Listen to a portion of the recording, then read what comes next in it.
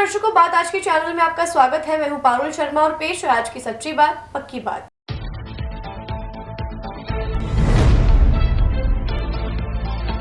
नगर निगम की कार्यवाही लगातार जारी। मकान में अवैध रूप से बनाई गई 2 दुकानों को निगम द्वारा किया गया सीज।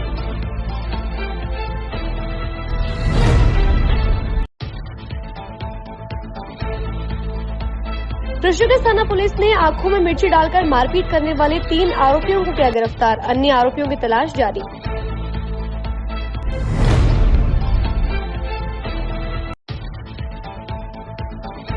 करवा चौथ के त्योहार पर हुआ बड़ा हादसा। सड़क दुर्घटना में हुई महिला की मौत।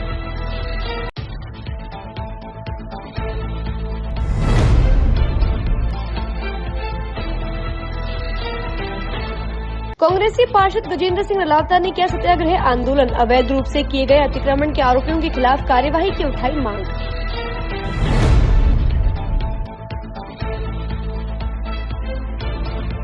रेजिडेंट डॉक्टर्स का दूसरे दिन भी जारी रहा पूर्ण रूप से कार्य बहिष्कार। आपातकालीन सेवाएं भी रही बंद।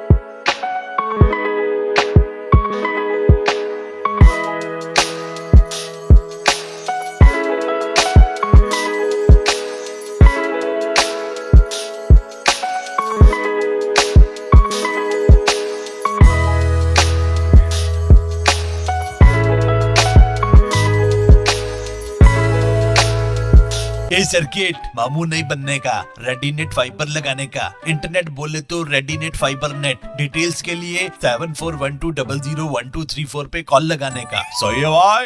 इंटरनेट बोले तो रेडीनेट फाइबर। अब शुरू करते हैं बातों का बेहतरीन सफर। नगर निगम अजमेर द्वारा लगातार अवैध निर्माणों के खिलाफ कार्यवाही जारी है। कल ही हमने देखा कि नगर निगम द्वारा कचहरी रोड पर किस तरह 40 दुकानों के अवैध निर्माणों को ध्वस्त किया गया था और आज धोलाबाटा स्थित एक भवन में अवैध रूप से बनाई गई 2 दुकानों को भी निगम द्वारा सीज किया गया। आपको बता दें कि मकान मालिक का नाम गणेश गंगवाल है, जिसका G+1 का मानचित्र स्वीकृत था, लेकिन उसने अवैध रूप से 10-10 फीट का कब्जा करके और 2 दुकानों का निर्माण करवा लिया था। इसके बाद निगम द्वारा नोटिस देने के बाद इन दुकानों को सीज कर इस कार्यवाही को अंजाम दिया गया। ये गणेश गंगवाल जी हैं, धोलाबाटा, भूखंड संख्या 11। इनका G+1 का आवासीय मानचित्र स्वीकृत है। उसमें साइड बैग इन्होंने कवर कर लिया, आगे और पीछे का 10-10 फीट, और नीचे ग्राउंड फ्लोर पे दुकान बना ली। तो आज ये दुकान को सीज किया जा रहा है। इनको नोटिस दिए गए थे, इन्होंने कोई जवाब नहीं दिया। हमने रिकॉर्ड से चेक किया, मानचित्र के विपरीत जो ग्राउंड फ्लोर पे व्यवसायिक है दुकानें, उसको सीज कर रहे हैं आज। धर्मेंद्र नदी सचिव नगर निगम। सुना आपने कि ये जो 2 मंजिला बिल्डिंग है, इसके अंदर गलत तरीके से बिना नगर निगम की स्वीकृति के यह 2 दुकानों का यहाँ पर निर्माण किया गया था, जिसके बाद इन दोनों दुकानों को सीज करने की कार्रवाई इस वक्त यहाँ पर की गई है और इसके बाद नोटिस दिया गया है। फिलहाल अब नोटिस यहाँ पर चस्पा किया जाएगा और उसके बाद नगर निगम ने कुछ दिनों का समय इनको दिया है कि आखिर इस आवासीय क्षेत्र में आपने कमर्शियल एक्टिविटीज के लिए बनाई गई ये दुकानों की परमिशन किस तरह से ली है, इसके बारे में जानकारी जुटाई जाएगी। कुछ दिन पूर्व अजमेर के कृष्णगंज थाना क्षेत्र में स्थित माकड़वाली निवासी मेवाराम ने थाने पर रिपोर्ट दर्ज करवाते हुए बताया था कि उसके और उसके भाई नारायण गुर्जर के साथ करीब 8-10 बदमाशों द्वारा बुरी तरह मारपीट की गई थी, जिसमें नारायण गुर्जर के शरीर में कुल 5 फ्रैक्चर हुए थे। इसके बाद पुलिस ने मामला दर्ज कर थानाधिकारी अरविंद चारण के नेतृत्व में एक विशेष टीम का गठन किया था, जिसने त्वरित कार्रवाई करते हुए 3 बदमाशों को गिरफ्तार किया है। कृष्णगंज थानाधिकारी अरविंद चारण ने आज एक प्रेस वार्ता कर मामले का खुलासा किया। उन्होंने मामले की जानकारी देकर बताया कि पीड़ित मेवाराम और नारायण गुर्जर जनाना से माकड़वाली ट्रैक्टर पर आ रहे थे, तभी कुछ बदमाशों द्वारा उनको रास्ते में रोका गया और उनकी आंखों में मिर्ची डालकर नारायण के साथ बुरी तरह मारपीट की गई। इसके बाद घटनास्थल से एक फोन प्राप्त हुआ, जिसके बाद पता चला कि फोन केशरनाथ नामक व्यक्ति का है, जिसका फोन कुछ समय पूर्व चोरी हो गया था। इसके बाद सीसीटीवी फुटेज खंगालने पर सामने आया कि विष्णु गुर्जर उर्फ बिट्टू व उसके अन्य साथियों द्वारा इस वारदात को अंजाम दिया गया है। पुलिस ने 3 आरोपियों को गिरफ्तार किया है, जिनके नाम कमलेश गुर्जर उम्र 23 वर्षीय, नितिन गुर्जर उम्र 20 वर्षीय व सोनू गुर्जर उम्र 21 वर्ष है। ये सभी आदतन अपराधी हैं जो सुपारी लेकर आपराधिक वारदातों को अंजाम देते हैं। इनसे पूछताछ करने पर पता चला कि पुरानी रंजिश के चलते पुष्कर निवासी गीता गुर्जर ने इन्हें नारायण की सुपारी दी थी और इन्होंने जानबूझकर अनुसंधान की दिशा भ्रमित करने के लिए घटनास्थल पर इस फोन को छोड़ दिया था। आपको बता दें कि नारायण गुर्जर के कुल 5 फ्रैक्चर हुए हैं, जिनमें उसके दोनों पैर और एक हाथ की हड्डी टूटी है। पुलिस द्वारा इनसे पूछताछ की जा रही है और अन्य अब आरोपियों की तलाश जारी है। जी सर, दिनांक 14 तारीख को थाना पे मेवाराम नाम के आदमी ने लिखित में एक रिपोर्ट पेश की थी। उसके चाचा का लड़का है नारायण गुर्जर, जो माकड़वाली में रहता है। उसको माकड़वाली गांव से बाहर निकलते हुए कुछ बदमाशों ने रात को ट्रैक्टर से रोक के आंखों में मिर्ची डाल के उसके साथ मारपीट कर दी थी, जिसमें से उसके 5-6 जगह फ्रैक्चर आया कर गंभीर रूप से उसे घायल कर दिया है। चूंकि मामला बहुत गंभीर प्रकृति था, इसलिए एसपी साहब श्रीमती रंजीता राणा ने एडिशनल एसपी साहब श्री हिमांशु जहांगीर और डिप्टी साहब रुद्र प्रकाश जी के निर्देशन में हमारी एक टीम बनाई गई थी, जिसमें ये बात सामने आई कि इनकी रिश्तेदारी में है गीता गुर्जर, जो पुष्कर की निवासी है। उस पर शक था साहब वो हमारे से झगड़ा करती, तो वो कुछ लोगों को हायर करके ये झगड़ा कर सकती है। तो गंभीर प्रकृति का अपराध में हमारी टीम ने इसमें विशेष ध्यान देके पता लगाने की कोशिश की, जिसमें हेड कांस्टेबल नंद किशोर और मोतीराम का विशेष योगदान है। इन्होंने आसपास के सभी सीसीटीवी फुटेज चेक किए, कुछ सर्विलांस पे चीजें ली, तो हमारे सामने ये बात आई कि बिट्टू गुर्जर है जवाहर नगर अजमेर का रहने वाला। उसने अपने दोस्तों के साथ उस गीता गुर्जर से सुपारी लेकर इस नारायण गुर्जर के साथ मारपीट की। इस अपराध में उसके लिए उन्होंने पहले प्लानिंग करके 5-7 दिन पहले यहीं से ही ग्लोबल कॉलेज के आसपास से एक व्यक्ति का मोबाइल छीना।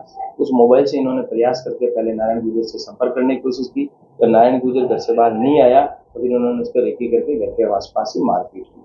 इस अपराध में 3 मुलजिमों को हमने गिरफ्तार कर लिया गया है। मुलजिमों का नाम है नितिन गुर्जर पुत्र रामदेव गुर्जर निवासी गांधीनगर द्वारका नगर कृष्णगंज।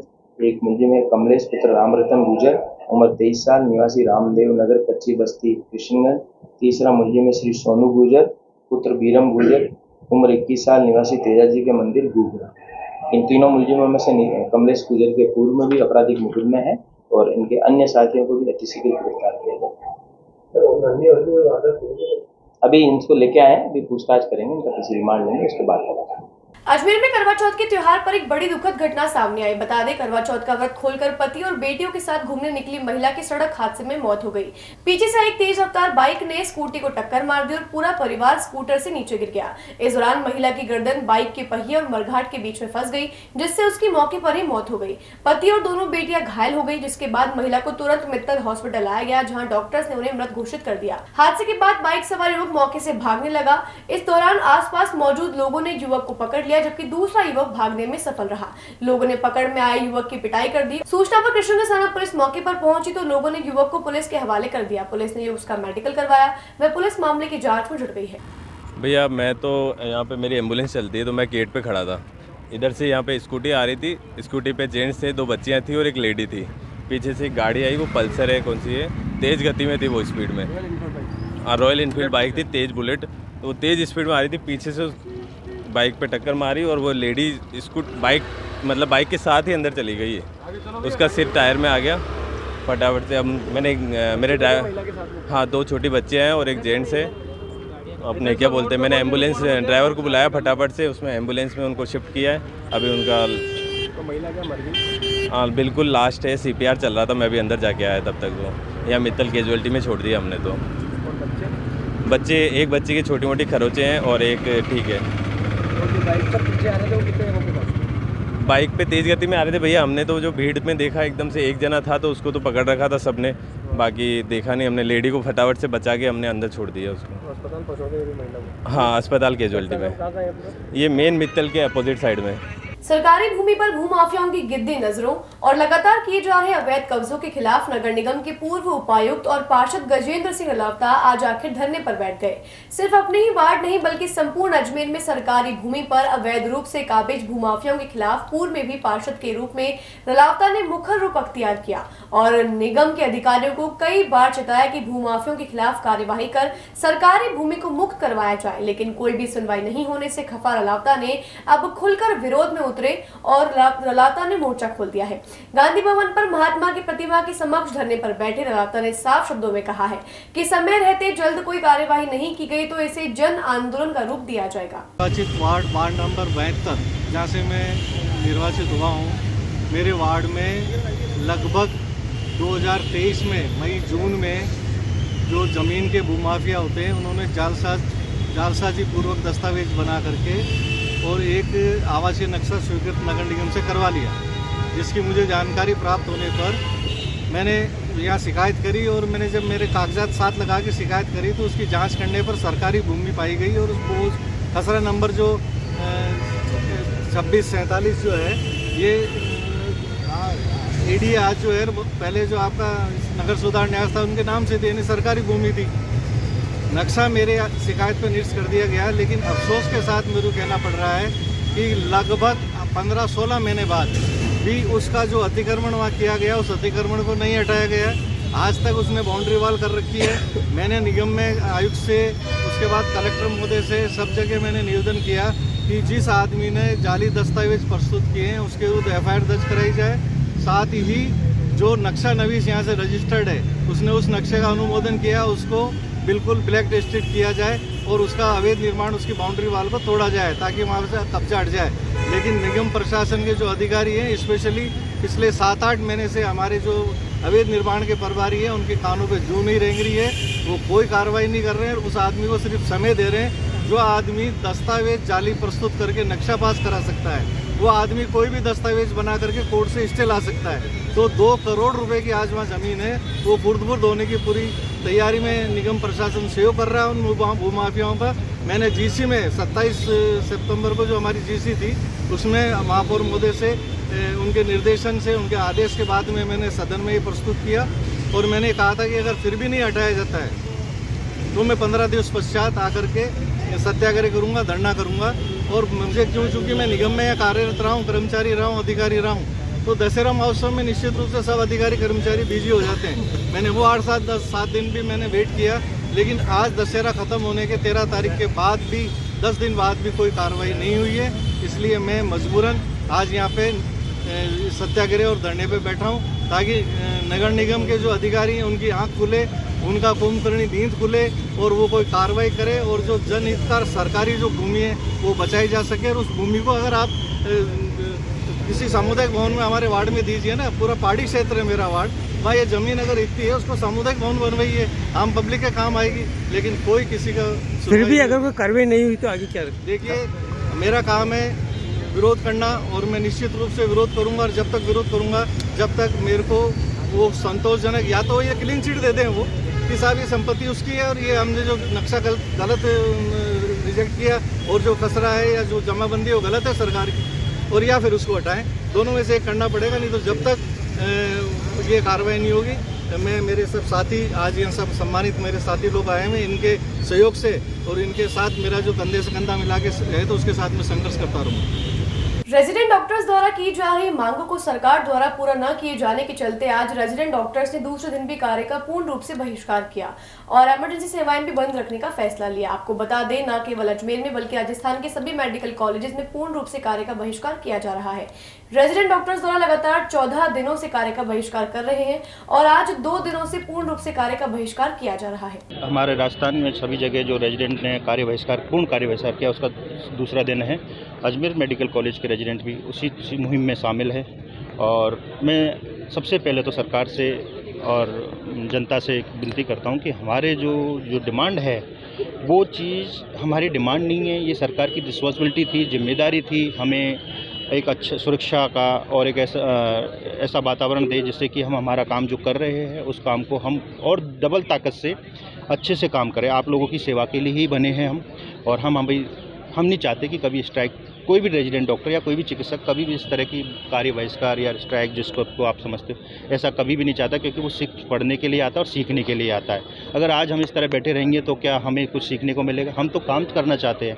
आज हमारे रेजिडेंट को कोई भी मौका मिलता है वो बिल्कुल अपना हाथ खाली नहीं छोड़ते, जाते हैं डबल उसमें, रात में 24 घंटे 48 घंटे लगातार ड्यूटियाँ करते। तो मेरा आपके सभी के माध्यम से यही है, और जनता से माफ़ी मांगना चाहता हूँ कि आपको जो तकलीफ़ हो रही है, मैं उसके लिए मेरे रेजिडेंट साथियों से और पूरे राजस्थान के रेजिडेंट साथियों की तरफ से माफ़ी मांगता हूँ। और आप सभी सरकार से इस पर कीजिए कि जल्दी से हमारे साथ कोई वार्ता की जाए, और हमारी जो जेन्युइन डिमांड है, जो हमारी बेसिक नीड थी, उन चीज़ों की डिमांड की है हमने। कोई सुरक्षा को लेके और जो हमारी बेसिक फैसिलिटी हॉस्टल वगैरह में जो रहते हैं उन चीज़ों के लिए देने में आप इतना टाइम लगा रहे हो, ये गलत बात है। तो आज जब तक हमारा यही रहेगा, सरकार हमारी वार्ता सक्सेसफुल नहीं होती है या हमारी डिमांड्स को पूरा नहीं करती है, तब तक हम सभी आरडीए के साथ में कंधे से कंधा मिलाकर रहेंगे। कौन सा दिन आज इस तरह तो कंप्लीट का तो सेकंड डे है, और टोटल मिला के हमारा ये 14 डेज हो गया। मतलब अजमेर मेडिकल कॉलेज 14 तारीख से लगातार 2 घंटे के कार्य बहिष्कार पर था, क्योंकि हमने हमारी जनता को परेशानी नहीं हो, इसलिए 8-10 दिन तक हम बिल्कुल अपनी ड्यूटी करते रहे थे। वही अधीक्षक अरविंद खरे ने जानकारी देकर बताया कि अस्पताल में व्यवस्थाओं का जायजा लिया गया है, मरीजों को परेशानी ना हो इसका पूर्ण रूप से ख्याल रखा जा रहा है। साथ ही ज्वाइंट डायरेक्टर को भी डॉक्टर्स को भेजने के लिए सूचित किया जा चुका है। डॉक्टर्स की आज स्ट्राइक पे हैं, हमने फैकल्टी हमारी पूरी मुस्तैदी से काम कर रही है, सीनियर रेजिडेंट, और हमने जॉइंट डायरेक्टर साहब को भी रिक्वेस्ट करी है कि यहाँ पर फील्ड से डॉक्टर्स भेजें, जिससे कि यहाँ पर मरीज़ की देख रेख और केयर में कोई कमी ना हो। और अभी यहाँ पर आप भी खुद भी देख के देखा, व्यवस्था पूरी तरह से ठीक है। कैजुअलिटी में डॉक्टर्स बैठे और ओपीडी के अंदर डॉक्टर्स बैठे। सर इमरजेंसी में जो केसेस आ रहे हैं उनको भी आउटडोर में भेजा जा रहा है सर, ऐसा लग रहा है? नहीं, इमरजेंसी के केस तो इमरजेंसी में डील करे जाएंगे। होता यह है कि जब ओपीडी शुरू हो जाता है तो उसमें जो ओपीडी वाले जो मरीज होते हैं उनको ओपीडी भेजा जाता है, इमरजेंसी वाले मरीज इमरजेंसी में टेकल होते हैं। बातों को देते हैं थोड़ा सा विराम, जल्दी मिलते हैं एक नए सफर।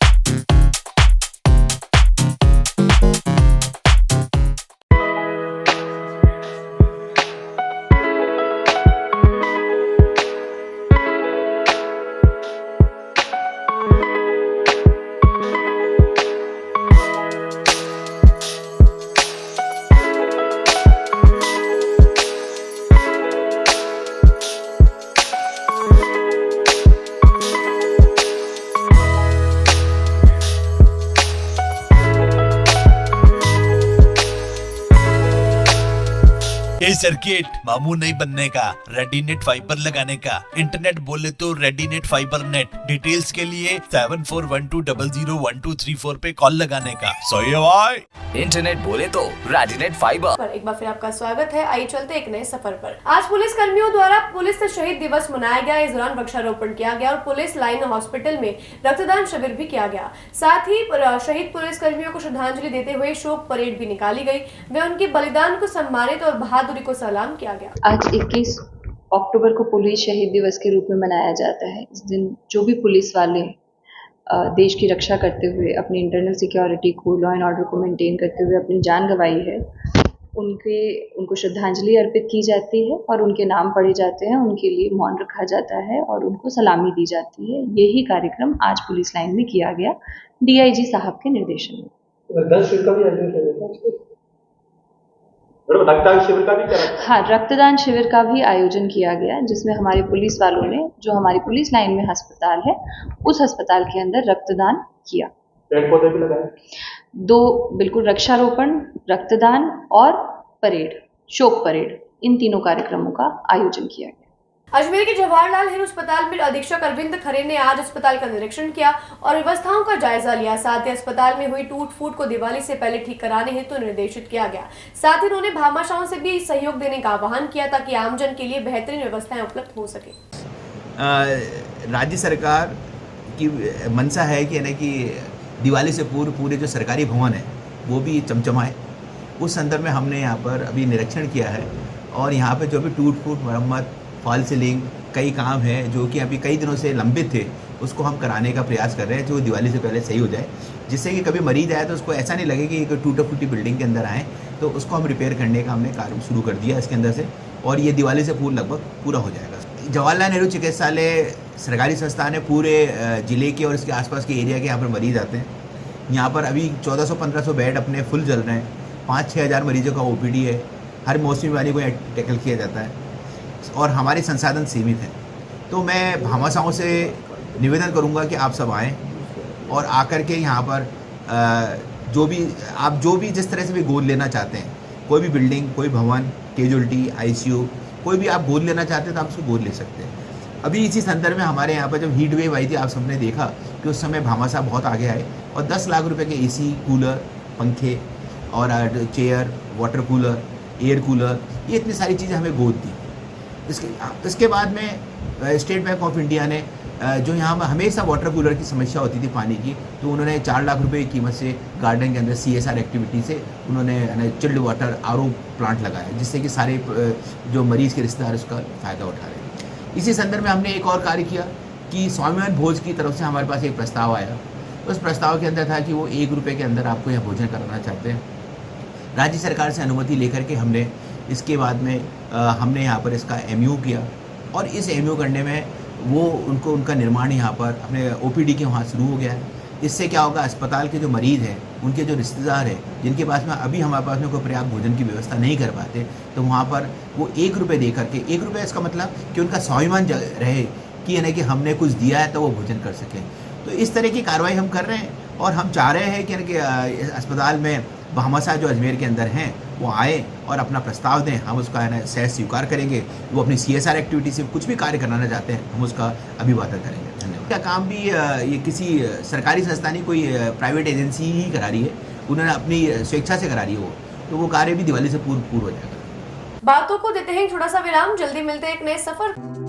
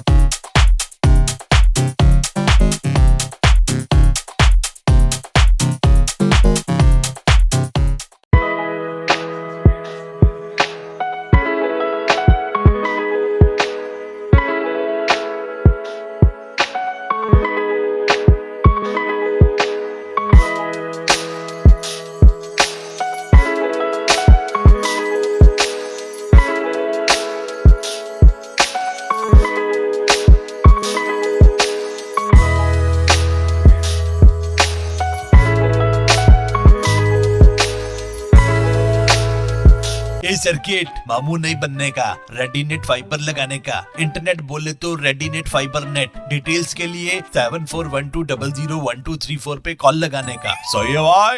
इंटरनेट बोले तो रेडिनेट फाइबर। पर एक बार फिर आपका स्वागत है। आइए चलते एक नए सफर पर। आगामी त्योहारों में पुष्कर मेले को लेकर आज जिला पुलिस अधीक्षक वंदिता राणा ने पुलिस लाइन सभागार में अधिकारियों की क्राइम मीटिंग ली और कानून व्यवस्था बनाए रखने के लिए आवश्यक दिशा निर्देश जारी किए। हाँ जी, आज जो पूरे ज़िले की क्राइम मीटिंग जो है वो ली जा रही है और उसके साथ आगामी त्योहारों को देखते हुए और कानून व्यवस्था की दृष्टि से और क्राइम्स की दृष्टि से जो आवश्यक निर्देश हैं वो सभी SHOs को, COs को, एडिशनल SPs को दिए जा रहे हैं, जिससे कि जो काम है उसके अंदर इम्प्रूवमेंट किया जा सके।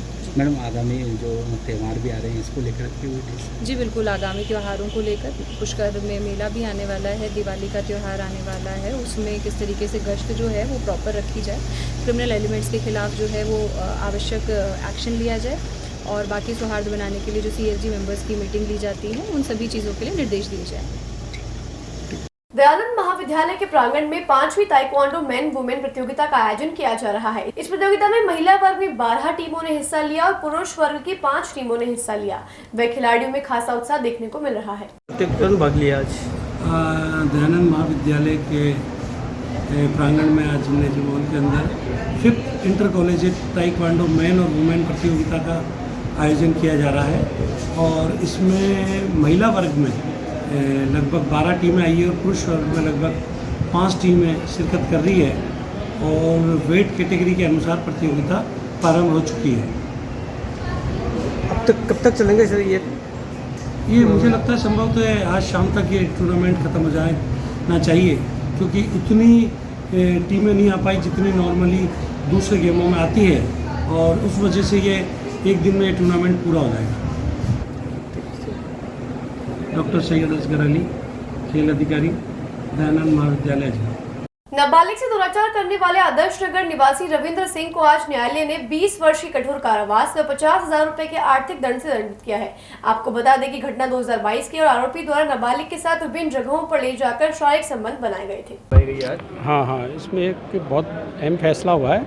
ये घटना है 12/9/2022 की, पुलिस थाना आदर्श नगर का मामला था। इसमें जो मुलजिम था ये रविंदर, ये पीड़िता को बहला फुसला के अलग अलग स्थानों पे ले गया, जोधपुर ले गया, दिल्ली ले गया और उसके साथ दुष्कर्म कारित किया, जिस पर आज से पॉक्सो 2 न्यायालय ने एक अहम फैसला सुनाया। इसमें आरोपी रविंदर सिंह को 20 साल का कठोर कारावास व 50,000 रुपये के जुर्माने से दंडित किया है और इसमें अभियोजन की ओर से कुल 13 गवाह व 30 दस्तावेज प्रदर्शित हुए। इसमें क्या आरोपी का और पीड़ित का मेडिकल मिलान हुआ है, जिसमें उसमें पुष्टि हुई है और जिसके आधार पर ये सज़ा सुनाई गई है। टिप्पणी क्या करी न्यायालय ने? जो न्यायालय ने टिप्पणी करी वो है जो छोटे बच्चों के साथ, अवयस्क बच्चों के साथ जो घटनाएं बढ़ती जा रही है यौन संबंधी वाली, उस पर किसी तरह की नरमी नहीं बरती जा सकती है।